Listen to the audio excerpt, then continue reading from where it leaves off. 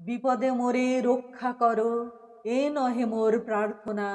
বিপদে আমি না যেন করি ভয়, দুঃখ তাপে ব্যথিত চিতে নাই বা দিলে সান্ত্বনা।